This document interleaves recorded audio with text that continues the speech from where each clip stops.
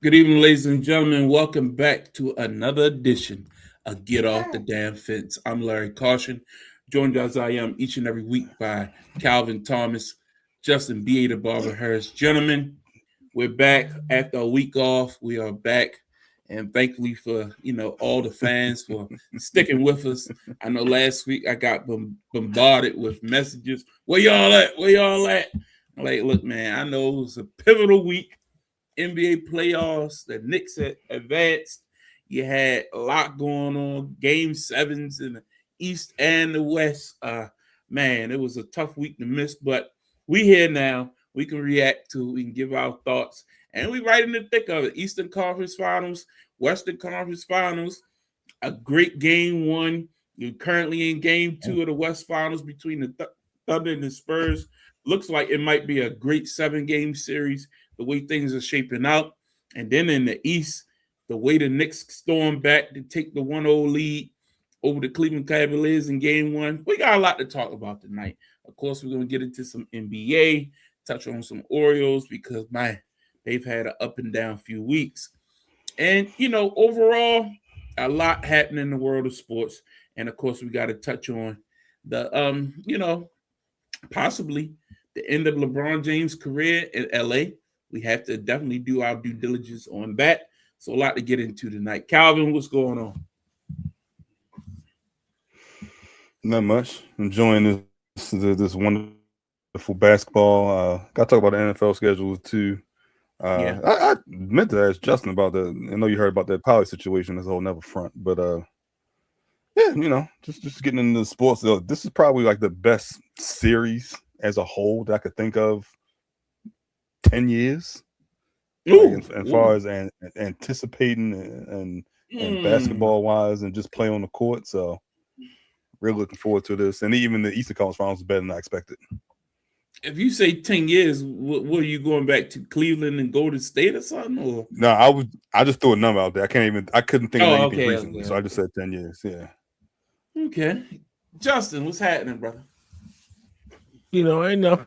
Just going through the motions. Just trying to stay as cool, as collected as can be. I was not like that a day ago. You was nervous. I wasn't nervous. I was overly excited. Pause.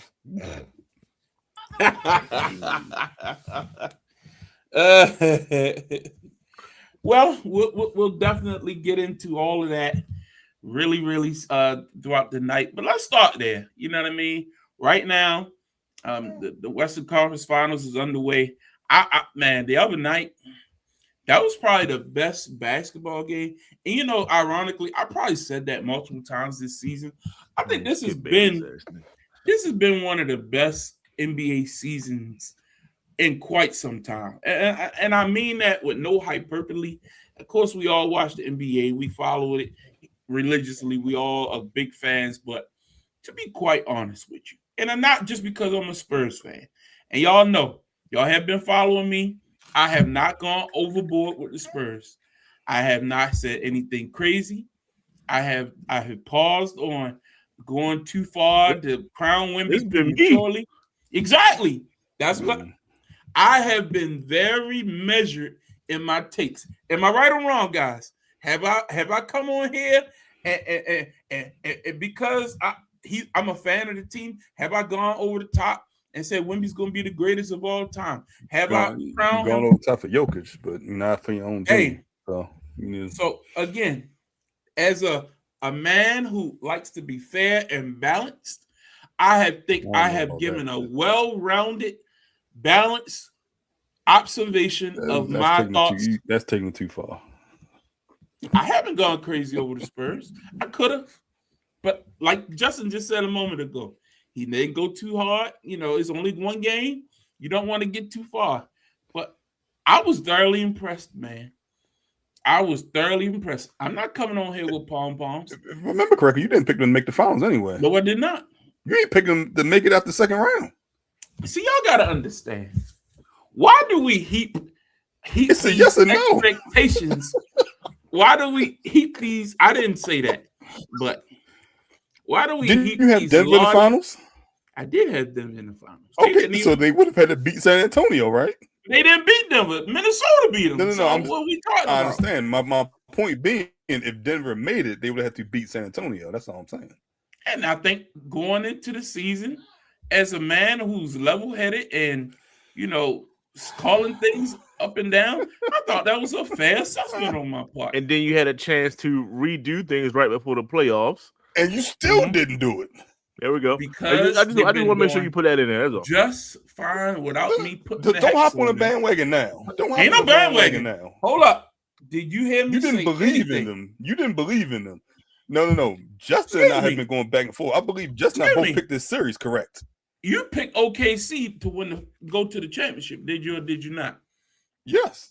Okay, so what are we talking about here? Okay. I'm talking about I don't know. I don't like how you kind of just jumped on what I was saying. Like it wasn't me and you. You just kind of slid that. Wait a second. Time out. What are you talking about? Let's look through the evidence here. It was me. No. I said Western Conference. I said you Western ain't never Conference really Finals. say nothing about the Spurs. I don't recall you saying Western Conference Finals. We both had the same Western Conference Finals. Me and Justin had OKC, San Antonio in the Western Conference Finals. We had these. Once we repicked, we did not pick the same. We did not pick the same winner. You did say that you had OKC. No, I'm giving Justin credit too. We both had the same Western Conference. Who you got Finals. winning this series? I still have OKC. I'm not changing. Okay, that's all. That was the whole point. And Justin had the Spurs. So my point is, where do you belong in this conversation? I don't. That's okay. Don't you think? Go back to what I started the conversation with. Justin made a point. He said, "I'm not. It's only one game. I'm not getting ahead of myself." He's talking about the Eastern Conference Finals. He wasn't talking about this. Again. He's talking about the Knicks and the team he roots with his heart. But he's trying to look at it, calm himself down. Look at that. They were getting blown out. That easily could have went the other way. So he's looking at it very measured. I respect that. Me as a Spurs fan, and since y'all know me, y'all know the Spurs were my team. I was reluctant, and I'm still reluctant to heap this lofty expectation on a 7 point. I'm not on a 7'5" guy that could easily get injured and then everything crumbles. I want him to be able to mature into the great athlete that he's going to be in this league for a long time if he stays healthy. But you don't need me pumping that up. That's all I was saying. I'm enjoying what I'm watching. And I'm not. This is not saying I want women to get hurt, but even if he somehow wasn't able to play 40 minutes, that backcourt that they have may be a top 10 backcourt in the league, and they're young. Dylan Harper in his 10th playoff game almost has a quadruple double. That's not in the Western Conference Finals against the reigning champs. That's not something you take lightly. So they came to play Monday night as a whole. Wemby's at 40 and 20. I just want to give a shout out to Dylan Harper, who had 29-7 with 7 steals. So I'm not saying it's Wemby wasn't a big factor. I'm just saying the rookie stepped up as well. I mean, he stepped up, but that's not very elite. I mean, the Wemby was the guy. Like. Oh, now you're heaping on praise on Wemby. Hold up. See, this is my problem. This is my problem with we're not gonna get to the next segment. No, because this is my problem. I'm gonna stop. Every criticism I had of Wemby was true. Every last one of them. Everything I said Wemby needed to do to be that guy, he's doing. So is this me just calling it like I've seen it? The guy who averaged 20 points in maybe 21, 22 points in the regular season has now upped his per point average in the playoffs. He put on a 40-piece, 20 with a guy who barely sometimes didn't even scratch 8 rebounds, 6 rebounds, had 24 rebounds the other night.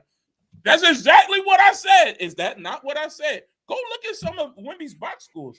He has games where he does not crash the boards. He hangs around the 3-point line. Did that happen the other night? He took 1 3, and guess what? When he hit it, it was the baddest thing walking. But the rest of the game, when you put Alex Caruso on Wemby, when you put these little guys, he went to work. And that's exactly what I asked to do. He's 7'5". Go to work. Like, none of them. Chet don't want none of that smoke. That was what my point was. When I was making my statements about Wemby, I want him to grow into being more comfortable. He could be the most we talk about Shaq, the most dominant big man of all time. That guy can be the most dominant big man of all time if he plays like this on a consistent basis. And that's all I wanted. In the regular season, maybe he was pacing himself. Maybe they had the handcuffs on him, whatever. But it's playoff time, baby, and he's been unleashed. And I'm loving every minute of it. So I can acknowledge that he had things to work on, and he's showing it. And the proof is in the pudding. Even your biggest hater have to look at that and be like, hey, that's a bad month. What can you say? What can you say? Justin, your thoughts.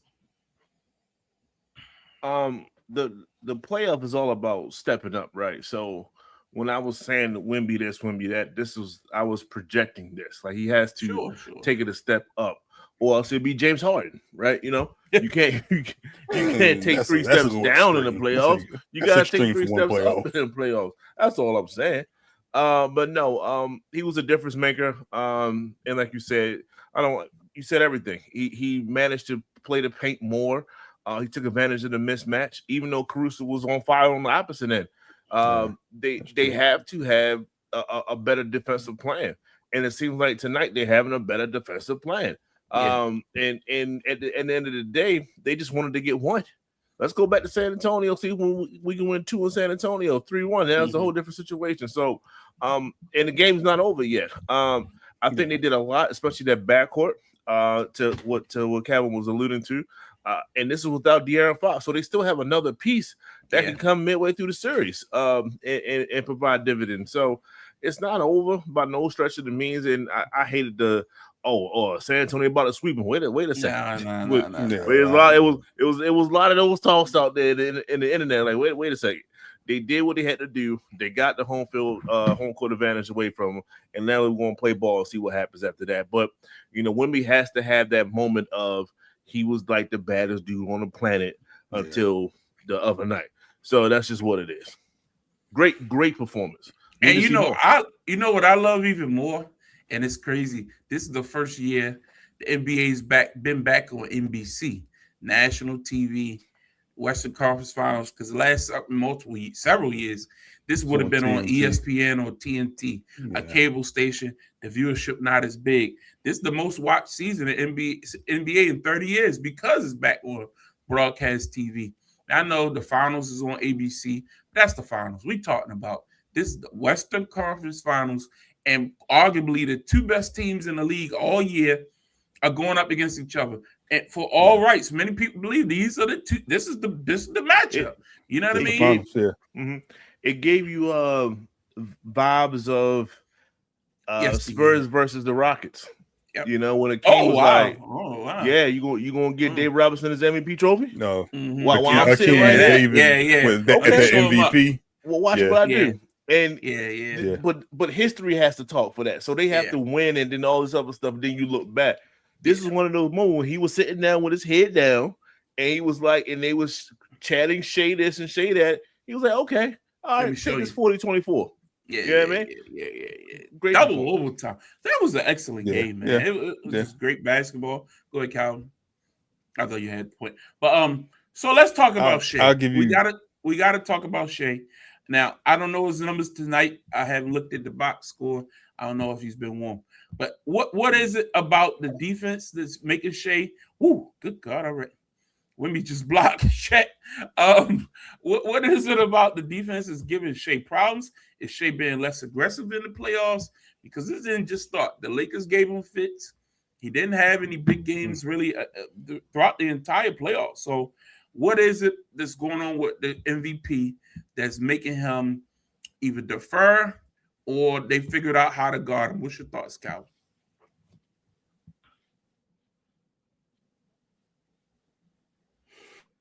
It was probably defense playing with some bigger guards with Harper and Castle, in my opinion, on Monday. You froze up. Go ahead, Calvin. Go ahead. Finish your thought. Yo, that was the longest pause. I think he's still frozen. Anyway, I think he's going through his moments. He's going through. So it's a culmination of things, right? It's never one thing. One, Stephen Castle and Harper are great defenders in their own right.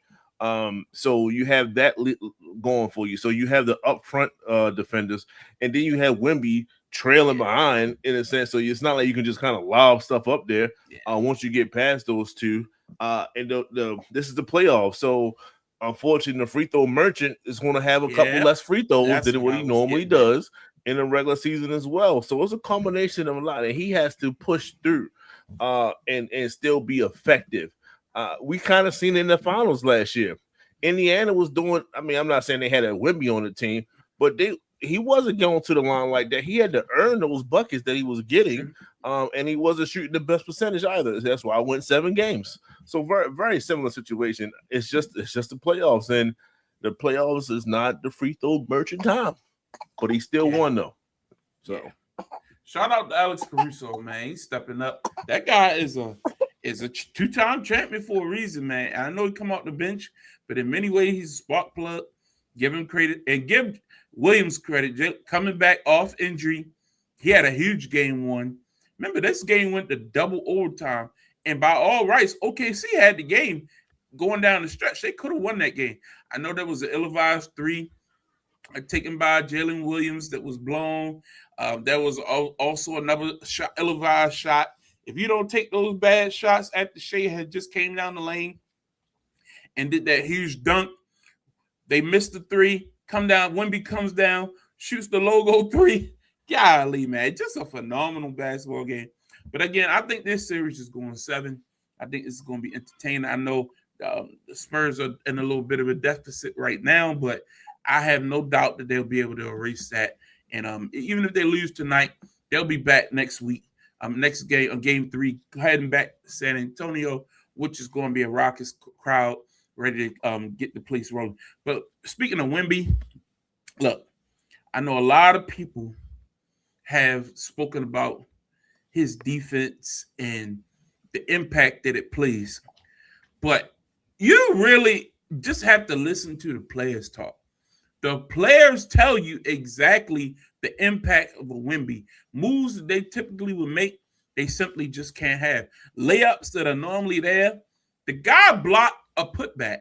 Like, I've never seen that before. I've never seen a ball come off the rim, a guy go to put the dunk back, and it gets blocked in real time. That was the most amazing play of the whole game to me. And I don't think nobody really even showed it a lot. Like, he blocked a putback.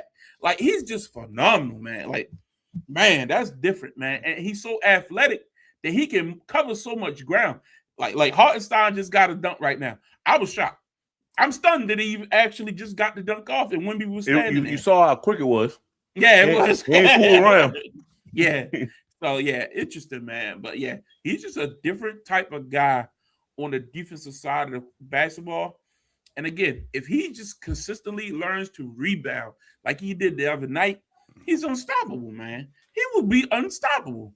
Good God. Even if he learned to clean up the offensive glass, like those, his team shoots a nice percentage already. But if he learned those offensive rebound skills and gets better at that, man, the sky's the limit for this team. Calvin, you're back. Are you good? Yeah, should be good. Should be good. Okay, good. Any thoughts on everything with Shea, Wemby, before we move on? In regards to Shea, I think they had a good defensive game plan, and I think he was too passive trying to get Williams back involved in the offense. He had 12 assists, but I don't think he goes 7 to 23. I think he's aggressive, and I think that's kind of, I don't want to say it's one thing that I would worry about from San Antonio, but I don't think he's going to go 7 to 23 with only 9 free throws again. I think he takes more shots, he makes more shots, gets to the free throw line more. And in addition, I think you're going to have a small issue when Fox comes back, because Fox doesn't play the defense that Harper plays. And I don't want to say you feel like you have to play Fox, but on defensively, Fox can't do what Harper did on Monday night with 7 steals, getting those steals on those 3-point kickouts. So you've got to make a decision. You're going to go offensive defense to a certain aspect, but Harper is really maturing and maturating in the series. But I think that's a good problem to have. It's just a matter of, can I trust Fox enough on defense to slow down Shea, to slow down Caruso without giving them too much Especially if if he's not shooting well or he's not playing well on offense. Yeah. All right. It'll be interesting to watch. Wemby not off to a good start tonight. Only 7 points heading into halftime. I don't know if that's fatigue Harrison Barnes, or they just really just figured out a way to bottle him up a little bit, using more of a larger lineups. You've seen more Hartenstein tonight, so that's an adaptation to what they did in game one. They kind of went small and kind of let Wemby do his thing against Caruso a lot of the time, so maybe the adjustment has to put bigger bodies. And again, with Shea, boxes and elbows, you know what I mean? They kind of been roughing him up a little bit, and really, he had to get his stuff the hard way. We'll see if that continues. Let's move over to the Eastern Conference. Game one, Cleveland Cavaliers were up big. Look, guys, they were up 20 points. I think 6 minutes 24. left. To be exact. 6 minutes. 22. Well, 22. Mm-hmm. Donovan Mitchell was having a sensational game. Cooking, boy. I mean, everything was working for him. Getting to the rim at will. No resistance. Like going from three to step back was working. And then something happened. I don't know exactly what it was, but you know exactly what it was. James Harden just decided. I was going to say that's exactly what it was. I'm going to be the hero tonight. Like, I took the air out of the ball. Every time he did it, come down the other side, Jalen Brunson go to work. Boom. Jumper. Okay. I'm not thinking, all right, they still got a little cushion. Come down, Jalen Brunson go off again. All right. Harden, pick and roll. One-on-one. I think I counted 9 times they put Harden in action and went to work on his punk at bruh. Yeah. What was Kenny Atkins? What is going on? He don't adjust. You can go back to game 6 against Detroit. Didn't adjust. And I give Mike Brown credit for adjusting for putting Shaman out there instead of Josh Hart down the stretch. Bothered me because all I needed was one more rebound from Josh Hart. But go ahead. Shaman was playing well, so you put the hot hand out there if he's hitting his threes and he's going to play a little bit of defense. But on the other side, Kenny Atkinson doesn't adjust. How many times do I have to see a one-on-one with Jalen Brunson or somebody run a pick and roll to get Harden on before I'm like, look, if you're not giving me nothing offensively, Harden, I can't play you.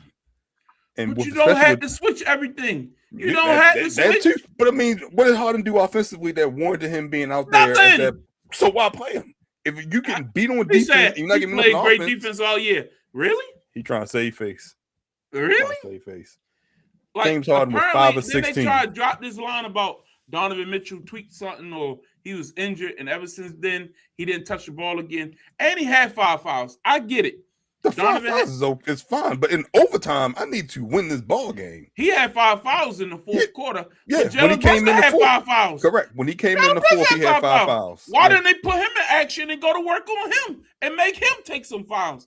It was a stupid game plan altogether. But let's not bury the lead. The Knicks with a great comeback, great victory. Shout out to the hard work of Jalen Brunson, because that was a Jalen Brunson comeback. I don't care what nobody say. OG contributed what he could down the stretch. He got me over what I needed at the end. I needed 10 points. He got me like 12. Good job. But let's hand it over to Justin, our resident Knicks fan. Give us your thoughts, give us your overview, and spring this thing forward. How do you see this thing going? Well, first and foremost, we want to show some love to Mikal Bridges. Bridges did have a big game. He had a big game. He's a player performer. But at the end of the day, it's just when I look at this team, when it comes to Cleveland, there's no one on this team that can stop anyone anyone that's on the Knicks. Cat just didn't have a best game. I can see Cat having 25 points next game. I can see OG coming back and having a better game. Like, you gotta think, we had 9 days of rest. Like, this was the game we were supposed to lose. We wasn't necessarily. We came out shooting putrid for real.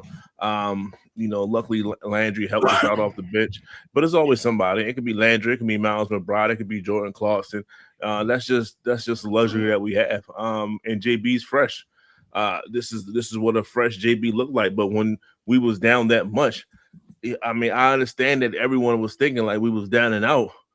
All I was thinking about was, we was in the same position last year, and Indiana came out of nowhere and beat us. So it's always a possibility. And let's just see if we can do it. And stuff started to fall. Yes, Kenny Atkinson or whatever he is, very stubborn. He did make some adjustments to get out of Detroit series. He just said we're just not going to go towards Assault Thompson. We're just going to play away from him, and they destroyed him in a sense. So he doesn't have that luxury in this series. OG will pressure the ball. Mikal will pressure the ball. Our guards will pressure the ball. Everybody but pretty much JB. And that's just what it is. So you can try to sort them out and do those things. A lot of teams tried. A lot of teams failed at the same time too. It's just a bad matchup. And we're not worried about Evan Mobley. We're not worried about Jared Allen. Just not worried about this team. I'm not going to say it's sweet because that'd be wrong. But if there was a game to take, they were supposed to take game one. They didn't. Now we're going to see what we can do in game two. What did you have the series going before? How many games did you have the series? Okay, 5. I thought somebody said it's sweet. Who said sweet? We didn't have the show to say. We didn't talk about the series. Okay, I'm sorry, we didn't. Well, look, here's my thought. I thought the hacker, was it Mitch? Yeah.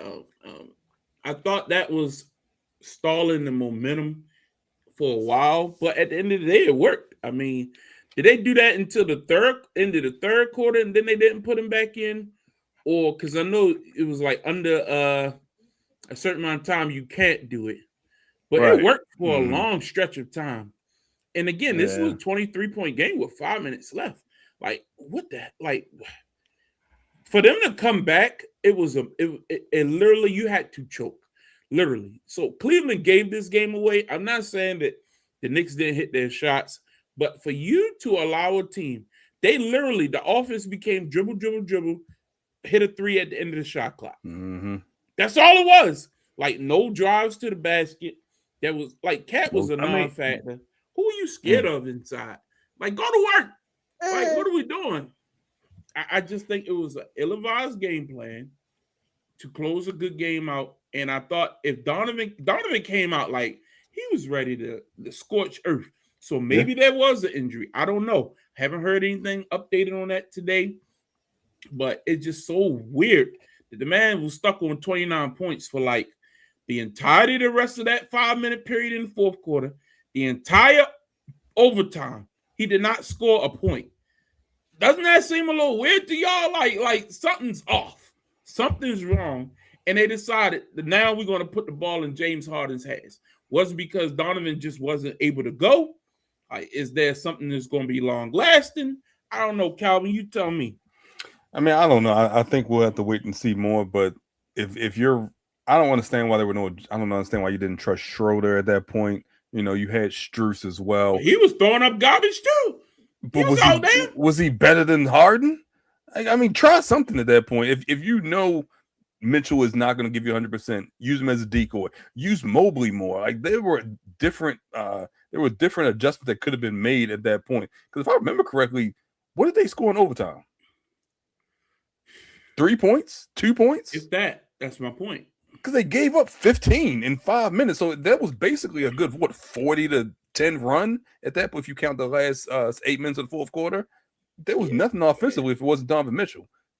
And there was nothing defensively because Harden was getting put into action and getting put on one-on-one, and Brunson was just going to work on him whenever he felt like. Now, I had the series going 6 because I had the Knicks in the finals as well, but that's a game that you got to get when you have a team that hasn't played in 9 days and they're rusty, and then you got OG coming back who hadn't played in 20 days, I believe, 21 days, something like that. Mm-hmm. You got to take game one. I'm not saying they would have won the series at that point, but I expect them to win that game because the team, you come to momentum from Detroit on Friday, on Saturday night. You're going right to the Garden. You still have that momentum. You still just is kind of playing fresh. And now you've got this team that's been rusty. You got to get that win. That doesn't say anything for Cleveland because how am I going to expect to see more from Mitchell if I know he was injured going to that overtime last night? How am I going to expect to see anything from Harden when his last three postseason games have been terrible? Mm-hmm. He's just been carried by Evan Mobley and Allen and Donovan Mitchell. So if he's not going to give you anything offensively, how can you play him if I know he's going to get put into action on every play on defense? You can't play him. You've got to have other options. But for whatever reason, Kenny Atkinson is going to go down with his guys and go down with James Harden. So watch for anything different. It looked like he's going to be going down because I didn't see. I don't know. Again, they look so good that you can project that out to say that. And this team has been resilient. Remember, they won in Detroit back-to-back 7-game series. They went, you know what I mean? They go on the road and get the job done. So it's not like we haven't seen them bounce back. But at the same token, if you go back-to-back 7-game series, that means you won just as many games as you lost. Just about. You know what I mean? Like you won just one more game than the other team all year. So how good are you? You know what I mean? It's really not a good litmus test for what we can expect. But it'll be interesting to continue to watch it. What's another matchup did you look to see improve or something that you saw in game one? Like Justin, you said, Cat, you think you're going to get more out of him moving forward. Were they doing something special? I like Cleveland's bigs. I like Mobley. I think those guys are active and especially Mobley. They pose a good threat. Jared Allen, I think he go ahead. I just don't think Cat pressed the issue. Even when we were down, he just didn't press the issue. And then once we got to a certain point, it was just give the ball to JB and get out the way. So he just had to be a little bit more. I want to say aggressive, just a little bit more controlling. I want to say that.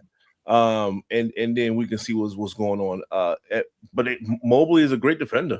It's not like he's no slouch or nothing like that. So he's the type of defender for Cat. DPOL, right? Facts. So he just got to be better. And I think Cat can be better. Once he understands what's going on, I think he can pick his spots a little bit better. That's why I said this was the game. I think he plays a lot more better for the rest of the series. What you looking at? Whatever matchup you keep your eye on, Calvin. I mean, on the other end, I think Evan Mobley needs to get better touches in the paint. He's 5 of 16, 6 of 16. He needs to get better shots, and that's on the guard play. That's on Harden. I agree. He was effective once you gave it to him down there, but they didn't go to him down the stretch. When you think about Game 7, I think Mitchell had like 12 assists in Game 7. He was basically just driving and kind of giving them the dump off when they would come double team him. And this game, he had 3 assists. He was averaging, I think, 2.5. So he needs to be more of a playmaker. Because he can get his shot, I believe, at any time. I'm not saying he's going to make shots, but he can get a good look at any time. He needs to be a playmaker and get these guys going offensively, get them involved, and therefore they'll be involved more in defense. Harden can't do this all the time. His offense is limited. His step back is here and there. He can't get to the basket when he wants to at this point. It used to be in a flash. I don't know, man. Was kind of hit and miss. He gets there, he just don't make it. He don't convert. But it's almost like it's not aggressive. It's not like I'm looking to get there and score. It's like I'm looking to get there and then, okay, I don't know what to do. Now I got to try to score. Now I'm going to try to play make. It's just not as aggressive and decisive as it used to be. And maybe that's because he's picking and choosing his spots. But at this point, it's got to be aggressive all the time when you haven't had a good game in 4 playoff games. You're an underdog once again, and we need you to be a playmaker if Donovan can't.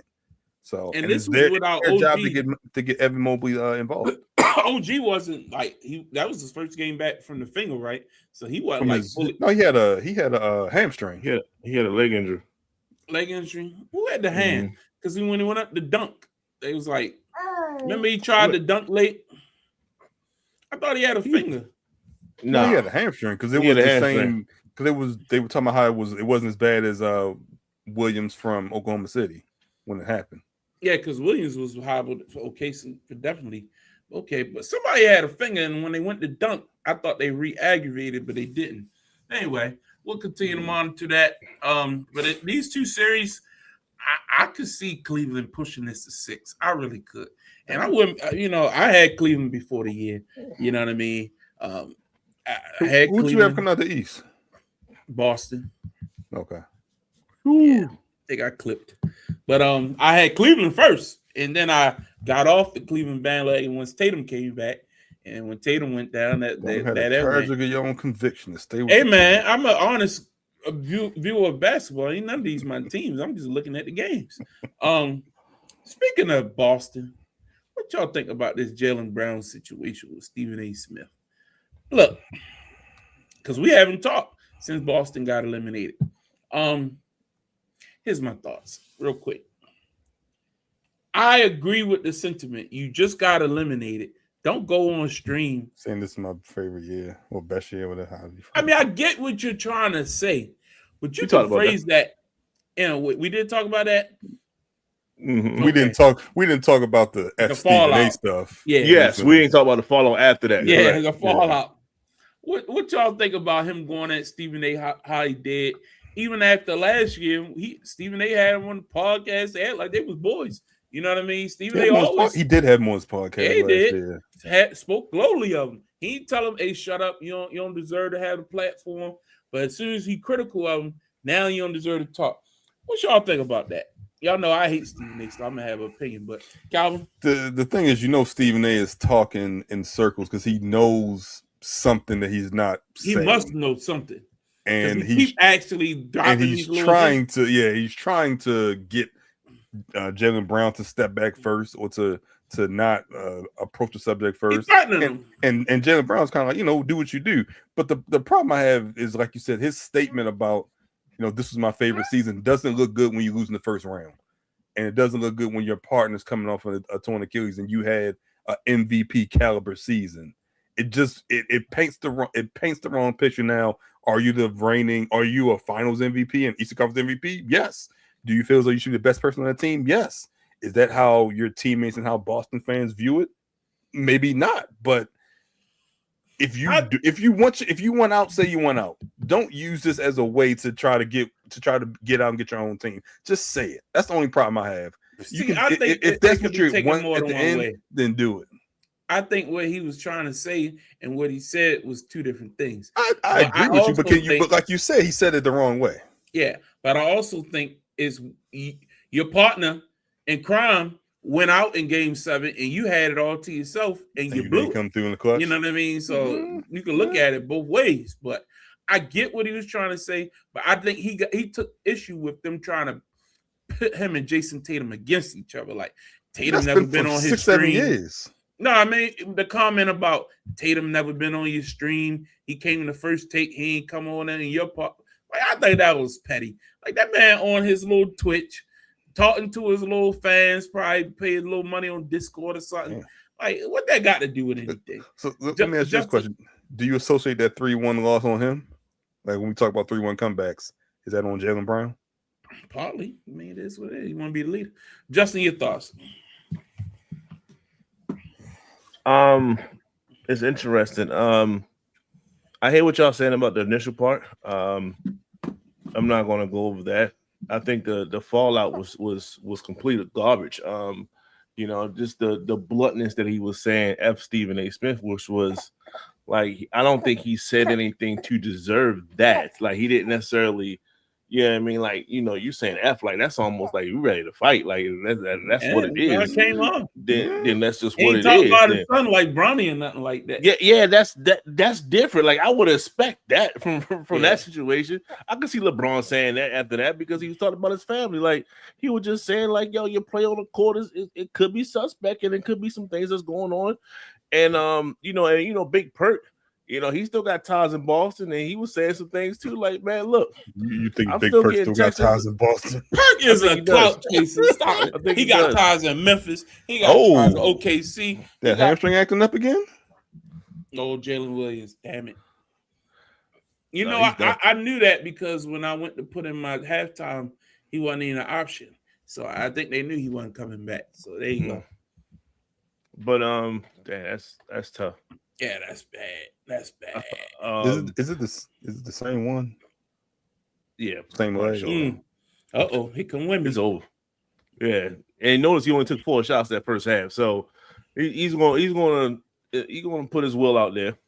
He already got 12 points now. Yeah, but no, to go back to that, it's just like I feel like this is all a ploy to try to get out of Boston, but without saying it, because you don't want to. I hate this. It's the new NBA. I don't want to be the bad guy. In a sense, Giannis is famous for this type of stuff, and it's just like, just call it what it is. Like, yo, we won a championship. We did what we could. Our time is our time. Like, yo, I'm not Scottie Pippen here. Like, it's just I need to be MJ, and go elsewhere. It's not the first time. There's been plenty of people that got split up and things like that. So it's time. It's time. I say be careful what you wish for. That's all I'll say, because you could end up in Memphis. So do both of you think he getting traded?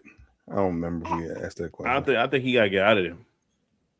I think he need to go nowhere. If it's like that, shit, man, Tatum might want him up out of there. I just don't understand why. This was your best season, according to you. Y'all had good chemistry. Everything was working. Y'all was looking good. Game 7, Tatum gets hurt. Like, run it back. You know what I mean? Like, okay, Castle, Vasil. I just don't know. Let's keep it moving. Some other NBA stuff. You know,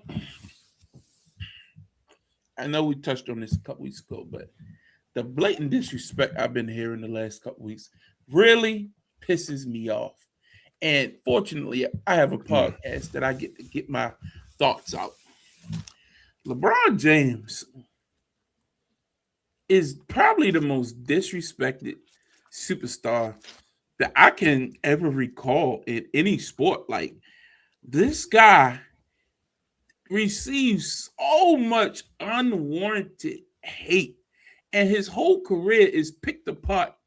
Like, I heard Paul Pierce say something. I heard Tim Hardaway Jr. say something.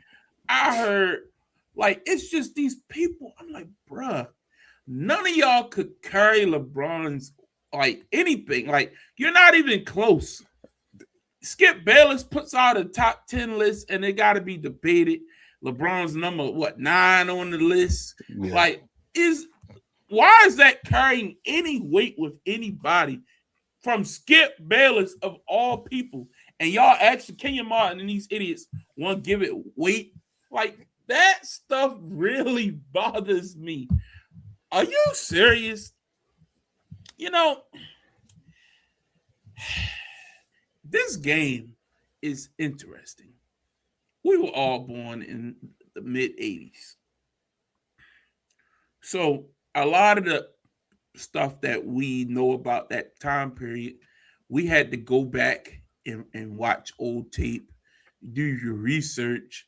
It's not like we were able to watch it in real time, like when this was actually happening. So, of course, our view of the 80s is going to be different than our view of the 90s, the 2000s, because we were actually fans watching it in real time when it happened.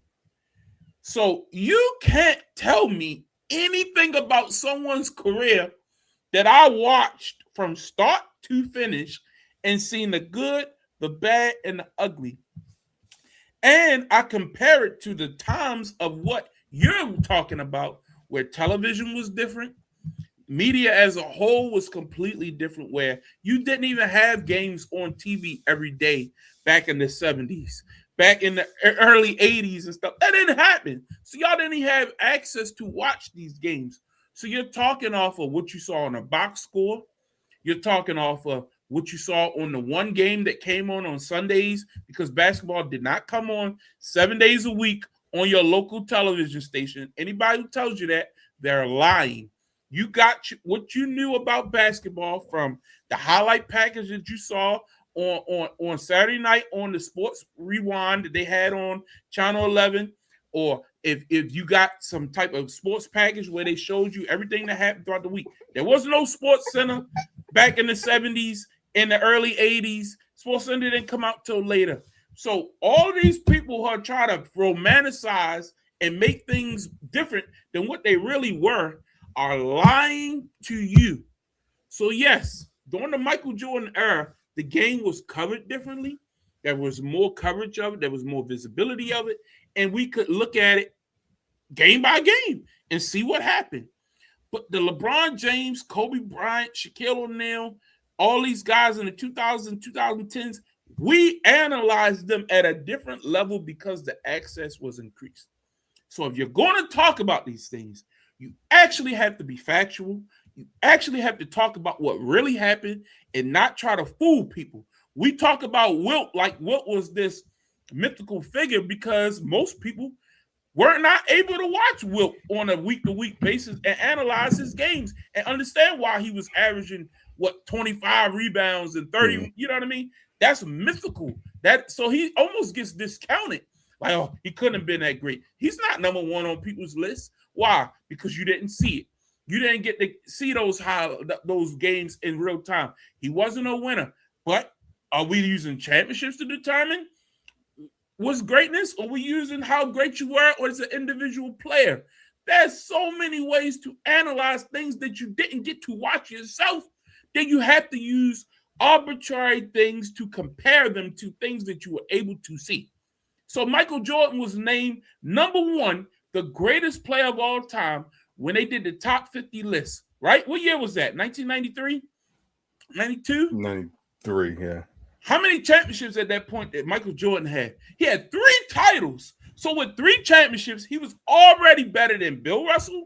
He was already better than Magic Johnson, who had 5. He was already better than Kareem Abdul-Jabbar, who had 6. So if we're going to lie to the people and make it like, oh, you got to have this amount of titles, you got to do it this way to be considered the greatest, you're lying to people who don't know any better. Because when you talk to people who actually know basketball, you can't pull that wool over our eyes. Because Jordan was named number one and called the greatest when he only had 3. Then he left. He was gone. So anyway, I'm going on my tangent to say, stop trying to discredit a great player because you are a fan of someone else. Just appreciate the greatness and let's move on. Like, goddamn. It is so annoying. Go ahead, Calvin. I would say the funniest thing, I agree with what you're saying. The funniest thing I heard or that I read was that, LeBron James, the Lakers' career is the equivalent of Paul Pierce's entire career. But we want to go on this tangent how Paul Pierce is supposed, while he was a good basketball player. Paul Pierce was great in Washington, but he didn't win nothing, but he was a great player. I'm not going to discredit that man, disrespect him. Look, I think that the stats were like one ring, 1 Finals MVP. I think LeBron has more All NBA teams in his Lakers career than Paul Pierce has his entire career. But this is who you choose to believe. This is who you choose to run to. They just talking, man. They just talking, and it pisses me off because the people who doing the talking, we up here, we not playing in the NBA. We can talk all we want. We just having fun on a podcast. These guys have a credibility to their name, and they're going out there talking stupid, and people are listening to this trash, man. Oh man, it's crazy to me. Go ahead, Justin. What's your thoughts? I'm glad you brought up the MJ thing. I've never heard someone brought that up until Gilbert Arenas brought that up. It was like, they crowned MJ like the greatest of all time, and he only won like 3 championships. I was like, let me go back and do. Well, yeah, I guess that's true. So it's just the eye look, the eye contest, the eye test to see how someone looks. It it's just what you feel. And LeBron's LeBron. I have nothing against LeBron. But in the NBA, unlike any other sport, yes, whoever's number 2 is going to get talked about so badly to say why they're not number 1. Like number 3 is cool.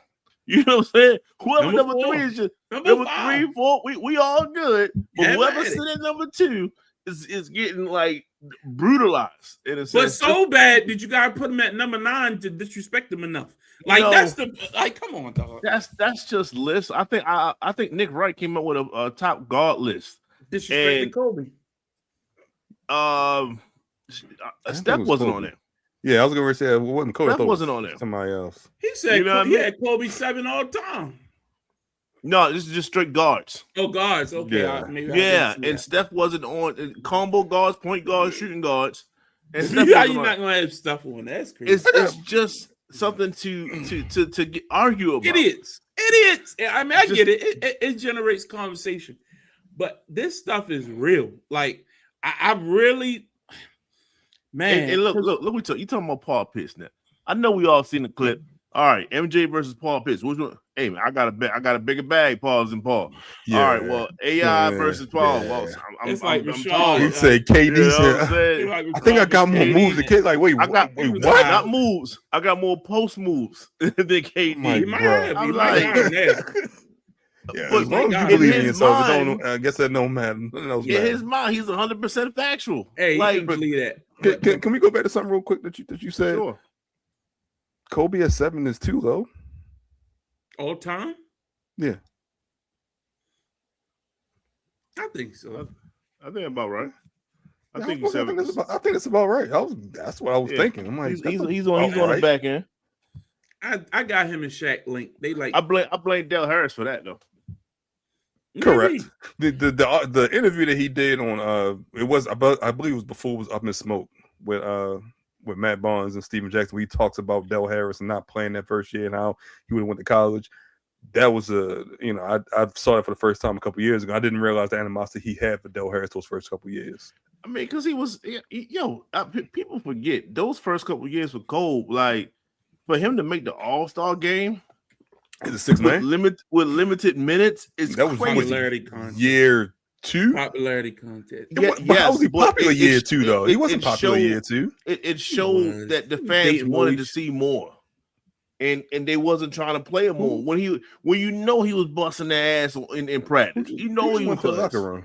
Eddie Jones was better. But I really think he ain't get traded yet. Okay. Nah, it was Eddie Jones was there. Again, I hear all that. And I'm not disrespecting. I just think to uplift others, you have to knock down others. And to me, that only works. That only applies in basketball for some reason. And that's the black man sport. Why? When we talk about Tom Brady, y'all like, yeah, they do disrespect Peyton. But it's obvious. I mean, Peyton wasn't that great. You know what I mean? Like the numbers speak for themselves. Football is a completely different metric. With basketball, you're using a different, like everybody's criteria is so different. Oh, this is why this person's great. This is why this person's great. All right, that's your list. That's fine. But you don't have to go out of your way to tear down LeBron James for what he's done. Man, coming out of high school, right to the league and doing all this, even now with the Wemby stuff, people are using Wemby to try to be like, see, he's better than LeBron. I'm like, bruh, Wemby played professional basketball. Like, this guy been, like, he ain't just come out of high school. Like, that man been playing basketball. Like, he's a great player. He's 7'5". Again, like an athletic specimen we haven't seen. Like people said about LeBron James. Give people, Zion Williamson. How many people thought Zion was going to be that next guy? And it didn't pan out. You know what I mean? Like, we hoped it would. Maybe he will bounce back. But just from a physical perspective, you looked at Zion coming out of Duke. Man, if this guy can keep his weight down, he's going to be fantastic. You know what I mean? That's that type of trajectory we saw for him because of his skill, his athletic ability. LeBron was able to be a big guy who kept his size working, stay in condition, play at a high level, never faced a major injury, probably until later in his career. He had something like, with the Lakers. That ankle. Yeah, but other than that, he's been durable. He's been a good person off the court. Like, what are we doing, man? Come on, man. What are we doing? It really bothers me. Go ahead, Justin. You on mute. I am on mute. I'm definitely, man. I said something beautiful too. No, I think that's what it is. It's a combination of him projecting his own self to be great, right? He had the chosen one and all this other stuff. Call yourself King James and stuff like that. That's like the one half of it. The other half is the enviness of the league when you have those such physical gifts. Like, he was the fastest player in the league at 6'8", at 260. And like, strong. Yeah. You were supposed to be like the best, and you wasn't. Like, you had that 07 sweep. You had the Dallas meltdown after you said you was gonna win. You shouldn't have said you was gonna win 4, 5, 6 championships. It's like he just put his foot in his mouth too many times, and I think people really resent that. I think that's what it is, to be honest with you. They resent it. I think when you got humans, flaws come with that, and I think that makes him human. Again, I'm just responding to different things I've been hearing. We've been off for 2 weeks, so I've been pissed off, fuming for like 2 weeks, listening to these shows and hearing these opinions. I'm like, are y'all stupid? Like, what are we doing here? Like, Michael Wilbon was on First Take a couple weeks ago, or maybe he was on Get Up, I can't remember, with Stephen A. And they were talking about Jordan and, why this is this and that. And, Michael Jordan told me this and that. And they talking about LeBron, Stephen A. say LeBron got his people in the media, giving these messages and da-da-da-da. And somebody said, well, hold up. Michael Jordan don't need to say nothing. He got Stephen A. He got Michael Wilbon. He got all these mouthpieces out here carrying his water for him. And they openly go on TV and say, Michael Jordan just texted me. Michael Jordan told me to do this. Or they regurgitate his points. Charles Barkley ain't his boy no more because he stopped doing it. Charles will say something crazy and Mike got pissed at him. Yeah. That's why they fell out. He didn't kiss his tail. He trashed his team. He called him a bad owner. He wasn't supposed to do that. So Charles got kicked out the club. You know what I mean? Like, but don't act like Michael Jordan ain't have Ahmad Rashad and all these guys who was glowingly pumping him up for years, making sure that the media thought a certain way about Michael Jordan. But because LeBron got some people that like him in the media, they just, Rich Paul just making sure that the people speak glowingly about him. Bruh, anybody who's a billionaire at that level, I'm sure that come with a little bit of PR. Like, are we stupid? Like, what are we talking about here? Like, that's the stuff that pisses me off. What you think, Cal? I agree. We acting like MJ don't have his cult in the media as well. Stephen A. being the number one. They live and die. When we had the conversation, or there was a conversation about Steph versus Magic, and allegedly Mike texts Stephen A. talking to big up Magic, and that was right on air 30 seconds at in the middle of the show. You can't tell me that Stephen A. is not on Mike's payroll. You can't tell me when they had Ahmad Rashad sitting across this man talking about he going to do 26 interviews on NBC, and it was one interview filmed on one day, and they tried to stretch across 26 weeks. You can't tell me that. And even to this day, you can't tell me former Jordan Brand athletes like Paul Pierce, who probably still collecting the check, won't be on Mike's side doing whatever argument to keep getting those checks. Rashad McCants sits up on Gil's Arena. He went to North Carolina. He idolized Michael Jordan. That's why he hate LeBron. That's the bottom line. Call it what it is. That's why he hate Kobe. That's why he said he get 81. You got to go out there and carry the water for the king. I mean, the real king, they call him. That is what it is. Rashad loves Kobe. I do have the fact check there. He loves Kobe. He does, but he sure he got a different way. He like the Mamba mentality. But again, another point that was made, because Skip, he carried he the Jordan.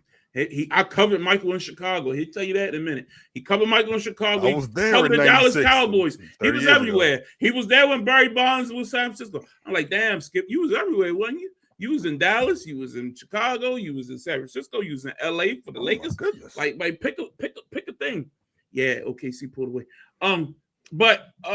So he said, Mike didn't choose to retire. He left. He got suspended. Okay, let's choose to believe that. So what happened in 1998 after y'all three-peated again? Why Mike walk away from the game? Oh, because they wouldn't. They wanted to bring in a college coach and wanted to get rid of Phil Jackson, and Mike just wouldn't go for it. He said, if he goes, I go. They didn't want to do a rebuild, so he quit. So he didn't want to work with the young coach. He didn't want to be there for the long haul. Is that what you're telling me? So Mike retired from basketball, not because he couldn't do it no more, not because his body was giving out, not because he was too old, because he wasn't old. It's because he didn't like the way the organization was doing things. So the players in this generation, instead of retiring, they just go to another team. Like LeBron was in Cleveland. They didn't get him to pieces. He went to Miami. Might come back in Washington. Like what are we doing? Like, those years don't count. Those years don't count. None of that count. None of it count. It don't count. It don't count that he left the first time, had a break, came back, and got beat by the Orlando Magic. That don't count. That don't count. That don't count. You know what I mean? He won 6 straight. That season he came back, it didn't matter. That never happened, right, Calvin? It never happened. No, never happened. It never happened. We won't count those years. Straight championships. He wasn't there for the playoffs. He wasn't there for the playoffs, Calvin.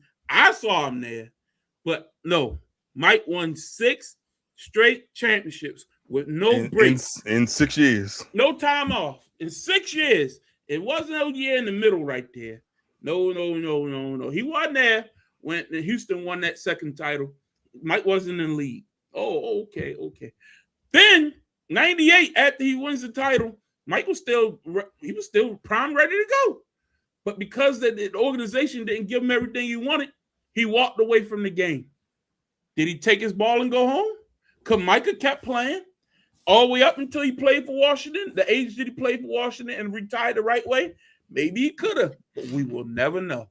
So if LeBron did that, could you imagine if LeBron, after those Cleveland years, said, hey, guys, they don't want to give me what I want. I'm walking away. They would have murdered this man, hung him from a tree. Are you kidding me? So anyway, I just reacting to a lot of this foolishness I've been hearing the last 2 weeks. And we got a podcast, so it's my right to do it. Justin, any final thoughts before we move on? Damn. Oh, Chet woke up. He's gone again. Yeah. All right. I'm here. Okay. You know, if LeBron would have won 3 championships since Cleveland decided to walk, we would have given him that grace. But he didn't. Okay. I hear you. What, they got McLaughlin in there? Damn, I ain't see him all series. Okay, he got 8 points. All right, let's move on. Let's go to the NFL. So, Calvin, the schedule has been released. The Ravens will play the Dallas Cowboys in Rio de Janeiro in week 2 of the NFL. 3 of the NFL season. That will be interesting. Are you looking to travel down to Rio? No. Yeah, me neither. I already got my games lined up. I ain't going to Rio. Yeah. Overall, when you're looking at that Ravens schedule, it looked pretty weak to me. You know what I mean? But that's what happens when you don't win the division. Mm-hmm. And, you know, you're not that good of a team last year, but you finished pretty lowly. I think the Ravens, if you look at it, if this team is cut out the way y'all say they are, got a new head coach, new defensive coordinator, new offensive game plan out there, man, ain't no reason why this team shouldn't win 13 to 14 games next year. When you look at that schedule, the toughest competition will probably come within your division. You get to play Atlanta Falcons, Tampa Bay Buccaneers, the New Orleans Saints. No disrespect to Tampa Bay, I'm just saying. You know what I mean? Like, it's not really a difficult schedule when you really comb through it. So, give me your early prediction, Calvin. What do you see this team going? I think I had them looking at the schedule. I believe it was 11-6. I want to say 11-6, 12-5, 1-2. You got them losing 6 games? Yeah. Count them up for me. I had them splitting with Pittsburgh. I had them splitting with Cincinnati. I had them losing to Houston. I believe that's the game after Thanksgiving, if I'm remembering correctly. I had them losing to Jacksonville. Really? So that's 4. I'm missing the team that they're playing. So you're not pretty confident in this team. I think it. And I also had them. I had an early loss. Was it Dallas? because the game after Dallas is Tennessee, so it may have been Dallas. I think they have the first 7 games are pretty easy. You know, Indianapolis can be, depending on who's the quarterback at that time, that could be an interesting game. They also have a pretty good defense. New Orleans is a better team than I think people let on. I think the Dallas game can be tough. The defense is very improved. The whole Rio situation kind of throws it off because you're traveling 12 hours to play a game, and then you're traveling back the next week to play Tennessee, which could be a trap game as well. But I think early on they could go 5-2. I think that latter part of the schedule is a little rough. I believe they play again 3 games in like 18 days or something like that to end the season. You have a Sunday game, then you play Thursday against Cincinnati, which is New Year's, and then you come back and play that final Sunday against Pittsburgh once again. So, all right, I get it. So let's go through the schedule. Colts at home. No, in Indy. In Indy. Just tell me win or loss. Win. Justin, win or loss. That's a dub. Saints at home. Win. That's a dub. Dallas in Rio. That's a L. Got a loss. 2-1. Tennessee Titans at home. Sneaky win. Sneaky. That's an easy win. Damn. You don't have no faith in your team. 3-1. In Atlanta. That's a good game. Oh, you got faith in win. Atlanta now. Oh no, I just think it's gonna be a good game to go to. Oh yeah. No, that's it's in Atlanta. That's Morgan Homecoming. Yeah. That's an L. Okay. You got him losing to a left-handed quarterback. I got Tua getting a start this season. Oh, you want to start the season? I don't think that's a problem. At Cleveland. That's the first one. Win. Shador Deshaun. It's the first one at Cleveland, October 18th. That's a win for the Ravens. Calvin. So that's a win. Cincinnati at home, the 25th. That's a win. I agree. Halloween weekend at Buffalo. That's a loss. That's a big L. That's one I didn't name. That's the one I didn't name.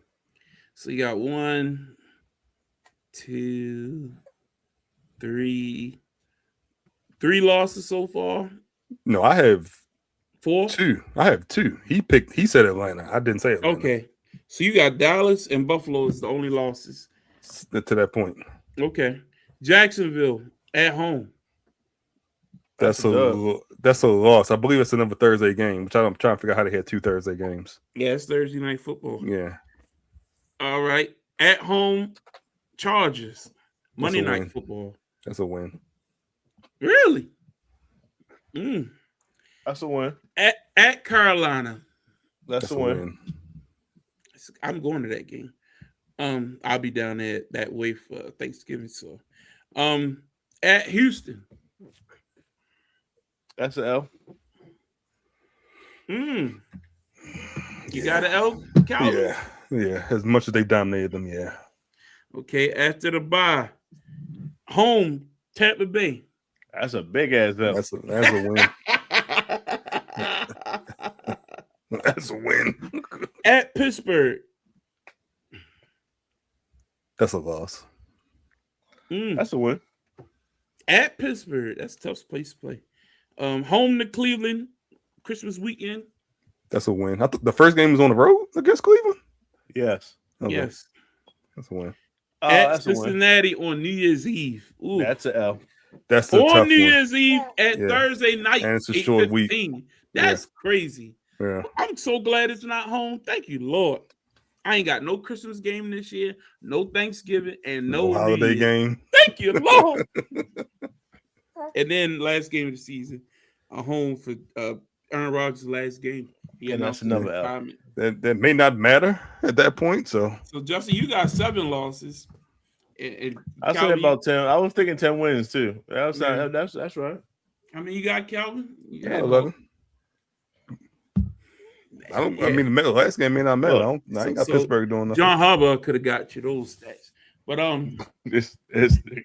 and then a first round playoff exit, or at least second round. I give him John Harbaugh would have got you 12 wins. I give him a divisional 10 round. 11 wins. You know what I mean? It's a lot. It's a lot to take. First and foremost, 10 games with a new coaching regime and offensive coordinator. That's tough. And a lot of players are gone. From the greatness of Lamar, to be honest with you. Y'all not even considering the roster, to be real. Because Calvin told me Njoku was going as good as signed. I thought he was going to be That's here. what he told me. I took Calvin's word. I believed Calvin because he listens to sports talk radio. I don't listen to I heard the rumor. You read and learned the wrong damn thing. I heard the rumor. He is now a Los Angeles Charger out there. Maybe you heard Harbaugh and with forgot the Ravens. You know what I mean? Maybe you. I mean, they either in New York or L.A. Yeah. Maybe you thought he was going to Harbaugh and forgot that John wasn't here. And the only other Harbaugh is in L.A. because he ain't here, bro. And we ain't got no other tight end on the roster. We ain't got no center. They didn't address it in the offseason yet. Maybe we had this conversation. Does the season start tomorrow? Okay. Does training camp start tomorrow? You told me that, and then you said AJ Brown's getting traded. AJ Brown's getting traded next week, and he's still gonna have a full camp. Like, can we talk about the roster in August? Let's talk about the roster in August. I'll stop. But y'all counting wins and losses, and I don't even know who playing football. You know what I mean? Like, I know I got the best quarterback in the AFC this year because Patrick Mahomes coming up. That's all that was. That was how much faith do you have with Lamar Jackson before training camp starts? That's what that was. Yo, that play right there just showed you the impact of Wemby right there. Like, this guy, just scared everybody from going in the paint. Then went out and contested the 3-pointer. Like, they just got jaded. Okay, they got it though. But okay, they got to go. But anyway, TikTok, yo, man, this is good. Well, that's man. I didn't realize that's who it was. Interesting. So, let's move on to Major League Baseball. Well, no, we gotta go to Tampa Bay. Justin, what you thinking about that schedule so far? Where you saw it? Man, we got the toughest schedule in the goddamn league, man. Y'all do have a tough schedule. So it's playing a tough conference. How y'all got a? They do have we played number 2 schedule. They got the North, the NFC North, and the AFC North. West. North. Okay. North. Yeah, I looked at the preseason game. Yeah, that's oh shit. Oh, okay. That ain't the best, including the Rams. Throw the Rams, throw the Chargers in there. You know, I got the Rams did win the division. No, Seattle won. Yeah. Lions, Bears, Tigers, Cowboys, Vikings, Packers. Damn. Hey man, I'm a withhold contact until I see some preseason footage. Man, you got to know what Cleveland and Cincinnati going to look like to be even to know what the hell is going on. Because man, the North and both sides is tough. Damn, that is a tough schedule, Chief. Y'all got a tough draw. Did we talk about Jennings signing in Minnesota as well? Who? Jawan Jennings. When that? Oh, you signed in Minnesota? Yeah. In Minnesota. That's that Addison reassurance. They got that's a tough trio right there. Interesting. Should be fun though. All right, let's move on to Major League Baseball, man. God. There ain't nothing to talk about there. There ain't nothing to talk about. Keep moving. Y'all good? Y'all good? Yeah, man. Let's keep moving. Keep moving. Ain't nothing exciting. Ain't nothing fun. Jackson Holiday back. That's all I got. We beat New York. Good job. That was 2 series ago. We haven't had a show since we talked about it. So they got swept by Tampa. They lost the series to Washington. The Washington series is embarrassing. I talk so much trash about them, and for us to go out there and do that, ridiculous. Anyway, was that the Kobe Mayo game? Or we talked about that? Okay. Yes. Real quick, I go back. to the NFL. I mean NBA. What y'all think about Jason Kidd, man? This kid stepping down.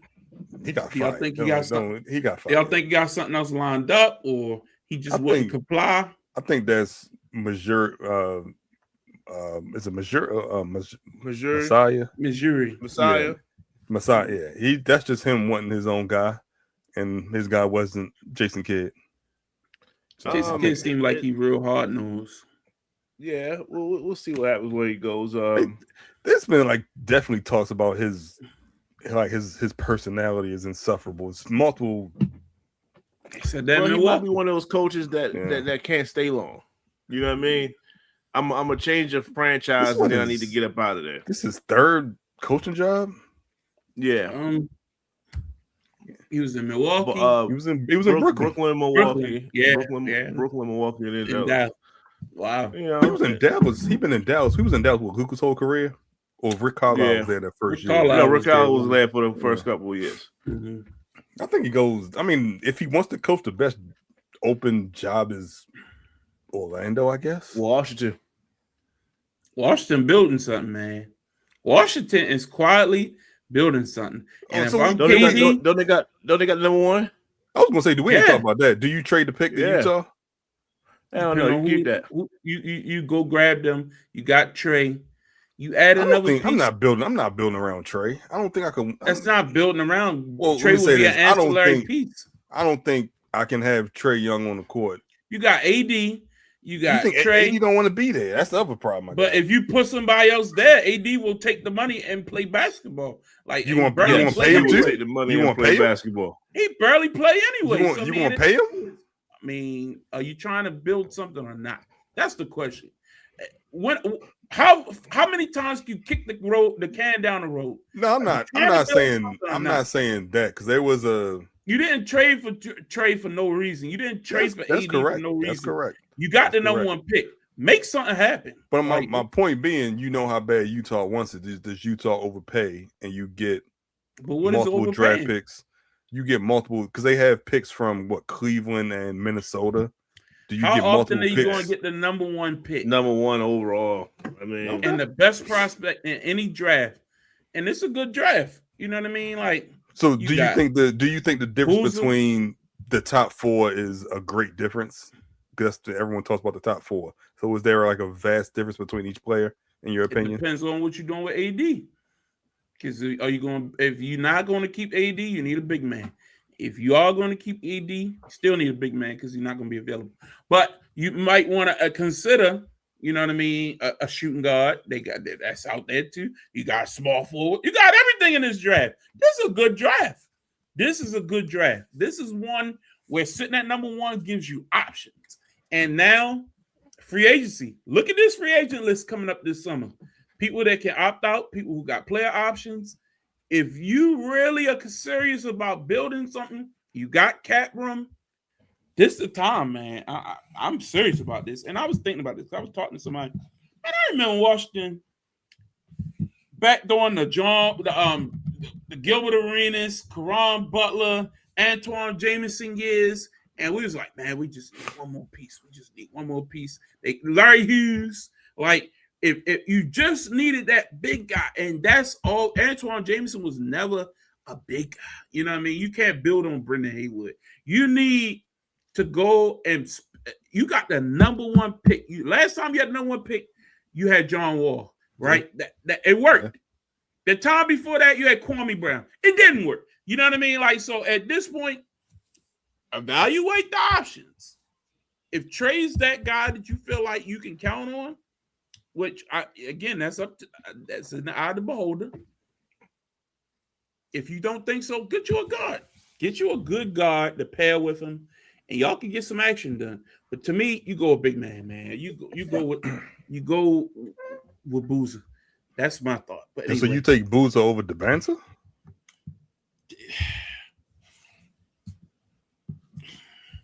Or is this depending on your if AD is not there scenario? If AD is not there, I think Boozer pairs better with AD.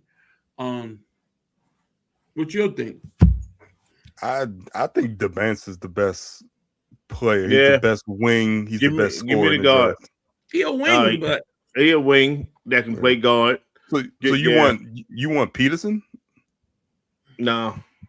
Oh, you said give me the guard. I think that's who you talking about. Okay. Wing / guard / perimeter / ball handler / Gotcha. I'm gonna drop like 25 very early in my career. Gotcha.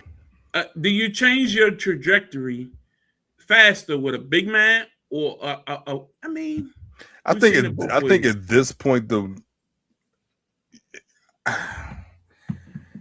I think you need that scorer, that slasher, that bucket getter, and then you kind of build from there. I don't know if Boozer is like I feel like you penciling him in for 20 and 10, but I feel like it's not a special difference making 20 and 10. It's just ho hum 2010. And I'm yeah. That's college. I think Caleb Wilson has the highest ceiling. The scoring output in the college is completely different. I look at Wendell Carter and say like that's Boozer S. No, really? I don't say that. He's got better post. Boozer has a better post game, and he's a better ball handler within like 15 feet. Like he's like to me, in my opinion, he's Carlos Boozer with a little more athleticism. So I feel like you can get 20 and 10, and he can also step out and create his own shot to an extent. He's a better one to call. I've seen more of him. Okay. Again, I take the pick. I don't trade it. I'm sorry. So again, if you trade back to 2 or 3, you're getting him, and you load up with a pick. But that means somebody really values that number 1 pick. So, the whole Utah thing with the Bancer is just, I feel like it's too much. Yeah, you're right. So, but they clearly want him. So yeah, we'll see. We'll see. Anyway, it's gonna be interesting. Last basketball question: where does Giannis end up? We ain't talking about that after all this trade rumor stuff. Washington. Is that a hope? They got the money. Trade AD. It might be Miami. Trade. I don't see that as a good fit. Yeah, I agree. That was like Bam to Charlotte. You can't put him in Bam. There was Bam to Charlotte talk too, which is interesting. Is that what Charlotte is missing? They got guard play for sure, and they could trade a couple guys. And I didn't realize did he play for North Carolina? Bam played for Kentucky. Well, he's from North Carolina. One of the two. I forgot which one. I know he came out of Kentucky. I know that much. Okay. Maybe he's from North Carolina then. There was some interview with him in Asia or with Asia or something like that. Come on, you bum! Dunk the ball. Giannis in Washington is interesting. Yo, Hartenstein stepped up this game. Give him his credit. Did they say what was wrong with Harper? I mean, I got the game. We all got the game on mute. So. Oh, he went out. Yeah. That's why we're seeing all these no-name guards out there. Yeah. Okay, that makes sense. Damn it. He ran back out and then they sent him back. So maybe it's like it was a concussion or something. But I'm like, I don't think he hit his head. So okay. But anyway, let's wrap this up with some wrestling talk really quickly. Because this Saturday is Saturday Night Main Event, I believe, but I don't even know what's on the card, to be honest. Next Saturday is Clash in Italy. Clash in Italy's next week. 3 matches have been announced so far. Roman Reigns and Jacob Fatu in a Samoan combat, something, whatever. You got Gunther versus Cody Rhodes. And then you got the returning Brock Lesnar taking on Oba Femi. Brock Lesnar returned on Monday Night Raw, attacking Oba during his entrance. It was a shocker. I didn't see it coming. I heard no rumors about it. Really? A complete shock that he was coming to attack Oba. I thought that was done, but I thought all them pay cuts they made him take, they just paid Brock with that. Nah, I knew he was coming back for SummerSlam for that farewell tour, but I didn't see this coming. Maybe they decided we paying you all this money because apparently that little thing he did was all him at Mania. That wasn't like a pre-planned. Like he just decided that's what he wanted to do. I think he used it for leverage. To be honest with you, like y'all want me for Minnesota. I ain't mad at you. I'm sure they paid him. They had to have paid him. That's why if we're gonna pay you, you're gonna give us more than one show. That's why he on this Italy show. But 3 good matches. I mean, I like all 3 of those matchups, and I'm sure they'll fill the rest of the card out. Justin, what's your thoughts so far? Everything that's happening. What you think about the build to Clash of Italy? Saturday Night Main Event. I really don't know what they're doing with that, so can't really speak to that. But what's your thoughts current WWE? Well, I'm interested to see the tribal combat. Oh, that's what it's called. Just for itch and giggles. I'm like, it's a no DQ match. Y'all already know how I feel. I can't stand these matches. But they all the same. I guess that's cool. The whole Brock thing. I hear people saying that it sullies the moment that was at WrestleMania. No, I disagree with that because I still got it. I still got that feeling, that emotional high. Like, you can't take that away from me. I don't care how many times he come back. Like, it happened. So it was a great. It's not like it was a retirement stipulation or something like that. That's a fact. And he beat him. Yeah. So I mean, I got Oba losing that just to make Brock have that 50-50. You know, everything is 50-50 rule here. But is that match at Clash of Italy? Yeah. Okay. Yeah. That's no, I mean, it looked like it's gonna be a great card. No, the Gunther match. Yeah. Gunther and Cody. Yeah. Cody. Yeah. Okay. And Gunther's gonna win that because Cody gotta lose. Yeah, I'm not interested in that match whatsoever. I'm not gonna lie to you. You think that Brock is beating Oba? No, he said Gunther. Oh, I think he said Gunther. Oh, both. You think so? I don't think so. I think he beat him again. I think it might even be a DQ, and they'll set up another match. Like, I really don't think he's just going. I don't think Oba's losing for a while, but hey, he's too perfect, and I don't think they want that either. I mean, I don't want him to be like unstoppable, like Goldberg, or boring to the point where people start turning on him or nothing like that. Well, I mean, if he beat Brock twice convincingly. I'm not saying it in like 4 minutes like he did before, but I think it should be a competitive match, like a better match. You know what I mean? Not that wasn't good for what it was, but I think Brock should. They need to do some good promos. Like, I was embarrassed, I was knocked off my spot, and I'm not just gonna walk away. Let that man carry me out like that. And Oba should beat him again. I really do think so. Like that would put it over the top and make it mean even more. Like, damn, he couldn't do nothing for real. Like, I think it's not bad. It's not bad. What you think, Calvin? Give your thoughts. Do you think it's good that they don't have enough time to do additional promo for the match, and it's just, Yeah, we don't need all them weeks of them somebody getting laid out. No, and not even that, but even like the back and forth with Oba and Heyman.